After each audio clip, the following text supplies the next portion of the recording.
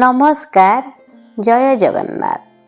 तांकरी अनबद्य इच्छार आरंभ आउ इच्छारे शेष होता है लीला। से तो इच्छामय श्रीहरि हेले तांकर इच्छा आरंभ हुए भक्त ठारू आउ शेष हुए तांकरी ठारे। भक्तर भगवान एवं इच्छा आउ महा इच्छार जो विविध लीला खेला भितर से भक्तर मन प्राण चेतना को पापर से पंकिल अवस्थार उद्धार करिकी ता आत्मार उत्तरण अवस्था को प्राप्त कराई आउ सेठी भक्त ठारू भगवान अधिक प्रभावशाली आउ क्रियाशील होती। से लीला खेला भितर से निजको निजे देखती भक्तर रूप माध्यम निज रसरे रसायित हो से जगत को रससिक्त कराती। क्षणिक भितर से आपणार कर भक्त को आउ समासीन कर दियंती। भक्त को भक्तर परीक्षा नहीं नहीं कि से तांकर अपलक स्थिर हृदय भेदी नेत्र जुगल भितर भक्त को दर्शन दे था। से अभय आश्रय स्थल भितर भक्त को आश्रय दे था। केमती भक्तर परीक्षा नहीं से भक्त को दर्शन दियंती सेहीपरि गोटे सुंदर हृदयस्पर्शी अनुभूति। आजिर अनुभूति हूँ ढेंकानाल कामाक्षानगर प्रशासनिक अधिकारी प्रीतम अभिषेक पाणीकर अनुभूति। आगक बढ़िया पूर्व सबुथर परी कही रखे आपण मान भितर भी जब एमती सुंदर अनुभूति रही बांटापी इच्छाटे रखी था लेखि मोर व्हाट्सएप नंबर मोर ईमेल आईडी जहाँकि मोर डिस्क्रिप्शन बॉक्स रे रही से माध्यम पठईदेले आपणकर अनुभूति को भी समस्त निकट में पहुँचाइबार छोटिया चेष्टाटे निश्चय आगक जारी रखी। आसतु जानिबा आज अध्यायर ही अनुभूति। प्रीतम बाबू कहती बाल्यकालू से श्रीक्षेत्र पुरी रथयात्रार सीधा प्रसारण केवल टीवी परदे ही देखी आसी था। प्रत्यक्ष रूप से स्वचक्षुरे रथयात्रा को आखि पुरे देखिबार सुजोग तांको मिली न थाए। जगा कालिया निकट में सब बेले मन मारी कहते ए कालिया साते कौन ए जन्म थरटे भी डाकबनी तुम घोष यात्रा देखापी। लक्ष लक्ष लोक डाकुच अथच मोर डोरी लगे केबे डकैब मते। मनरे एमती केते अभिमान थाए प्रभुଙ୍କ प्रति। वेदांत कंपानीर मानव संबल विभाग वरिष्ठ अधिकारी भाव में कार्यरत था प्रीतम बाबू। प्रसंगक्रमे अभिराम केयर टेकिंग मालिक श्रीजुक्त रूपक बेहरा जे कि पुरी मंदिर नीतिकांति सहित अंगांगी भाव में जड़ित था कंपानी सहित संपर्क स्थापित होता है प्रीतम बाबूंकर। कथा छल थे प्रीतम बाबू कही था जे एथर पुरी रथयात्रा और रथ टणार अभिलाष सहजरे पूरण हब बोलिका। प्रीतम बाबूंकर यही प्रस्ताव रे सम्मति प्रदान करी भारी खुशी रे रूपक बाबू निमंत्रण भी रखी जे हाँ एथर रथयात्रा आपण आसबे। किछि दिन नीरवता परे रथयात्रा उपनीत होता है। हठात दिने रूपक बाबू फोन करके कहते प्रीतम सार आपणक पई होटेल रूम बुक कर देछि। आपण सहजरे नीलाद्री बिहारी घोष यात्रा को मन भरिकी भक्त प्राण रे अनुभव करने सबू बंदोबस्त कर देछि। ये खबरटी शुणिला परे प्रीतम बाबू कहते शरीर मन रे एक अपूर्व सिहरण खेली जाए। जहा हो एते दिन रे से महाग्रह मुहूर्त को देखिबार सुजोग तांको मिलिबो। बापा माँ को आशीर्वाद नहीं कि गोटे दिन पूर्वर ही दुई जन बंधुक सहित जाकि पुरी रे पहुंची था प्रीतम बाबू। रास्ता सारा खाली गाड़ी मोटर भर्ती। प्रतिटी चेक पोस्ट रे ट्रैफिक पुलिस निमंत्रण पर पैंतरा मारुथे। जय जगन्नाथ ध्वनि रे गगन पवन प्रकंपित हो जाउथे। पुरी रे पहुंचिकी बेलाभूमिर मजा नेबाई बंधु मैंने व्यस्त थिबा बेले किंतु प्रीतम बाबू भावुंट केमिति राति बाहिले बड़दाण्ड रे तीन जणक रथ टिके जाई टाणिबे बोलिका।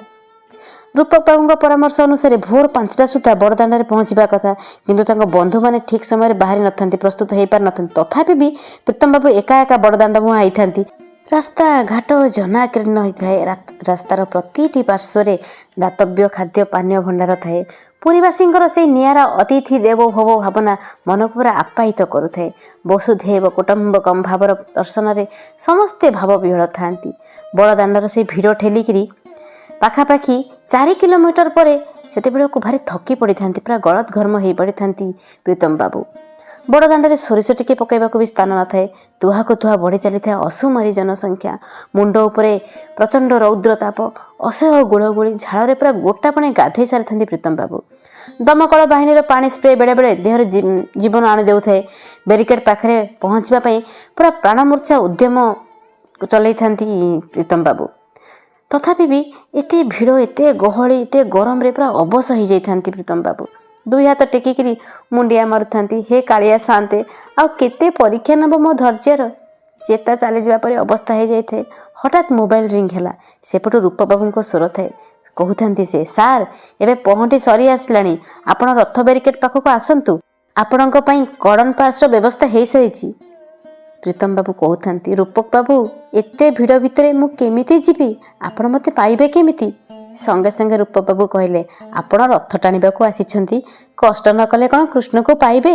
ତାଙ୍କର ସେ କଥା ପଦକ ଯେମିତି ସତ ସିଂହର ବଳ ଜାଗ୍ରତ କରିଦେଇଥାଏ ପ୍ରୀତମ ବାବୁଙ୍କ ମନରେ। ଆଖି ଆଗରେ ଭାସି ଉଠୁଥାଏ ସେ ରଥ ପଥ ଜଗନ୍ନାଥ। ସବୁ ବଳ ଖଟେଇକି ଲୋକମାନଙ୍କର ଆଉ ପୋଲିସମାନଙ୍କର ଧକ୍କା ଖାଇ ଖାଇ ଅର୍ଦ୍ଧଚେତନ ଅବସ୍ଥାରେ ବ୍ୟାରିକେଡ୍ର ନିକଟବର୍ତ୍ତୀ ହେଇଥାନ୍ତି ପ୍ରୀତମ ବାବୁ। ଦୁଇ ହାତ ଟେକିକି ପ୍ରାର୍ଥନା କରୁଥାନ୍ତି, ରକ୍ଷା କର ପ୍ରଭୁ, ରକ୍ଷା କର, ଏ ଆର୍ତ୍ତକୁ ରକ୍ଷା କର। ସେତେବେଳକୁ ଅବସ୍ଥା ଅଚିତ ପ୍ରାୟ ହେଇଯାଇଥାଏ ପ୍ରୀତମ ବାବୁଙ୍କର। ହଠାତ୍ ଦେଖିଲେ ରୂପକ ବାବୁଙ୍କ ମୁହଁଟି ଖୋଜି ବୁଲୁଥାଏ ତାଙ୍କୁ। ଡାକ ଶୁଣିକି ପ୍ରୀତମ ବାବୁଙ୍କର ପୋଲିସ କର୍ଡନ ପାସ୍ ଦେଖେଇକି ଭିତରକୁ ଟାଣିନେଲେ ରୂପକ ବାବୁ ପ୍ରୀତମ ବାବୁଙ୍କୁ। ସତେକି ପ୍ରୀତମ ବାବୁ କୁହନ୍ତି, ସେଇ ମୁହୂର୍ତ୍ତଟି ଯେମିତି ଲାଗୁଥାଏ ସତେକି ସ୍ୱୟଂ ଜଗନ୍ନାଥ ତାଙ୍କୁ ହାତ ବଢ଼ାଇ ଟାଣି ନେଉଥାନ୍ତି ତାଙ୍କ ନିକଟକୁ।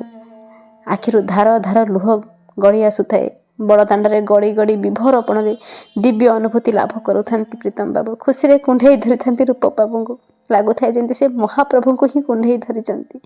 ସେ ତାଙ୍କ ସହକର୍ମୀମାନଙ୍କ କର୍ଡନ ପାସ୍ ଦେଇକି ମନ୍ଦିର ପାଖକୁ ନେଇଗଲେ। ଭିଡ଼ିଓ କଲିଂ କରିକି ପ୍ରୀତମ ବାବୁ ତାଙ୍କର ବାପା ମା ପତ୍ନୀ ପିଲାମାନଙ୍କୁ ଘୋଷଯାତ୍ରାର ସିଧା ପ୍ରସାରଣ ବି ସେଦିନ ଦେଖେଇଥାନ୍ତି। ଯୋଡ଼ ହସ୍ତରେ ଅରୁଣ ସ୍ତମ୍ଭକୁ ପ୍ରଣାମ କରିକି ମନ୍ଦିର 22 ପାହାଚରେ ପାଦ ପକାଇଲେ। ଦେହରେ ଯେମିତି ଗୋଟିଏ ନୂଆ ଶିହରଣଟିଏ ସୃଷ୍ଟି ହେଇଥାଏ।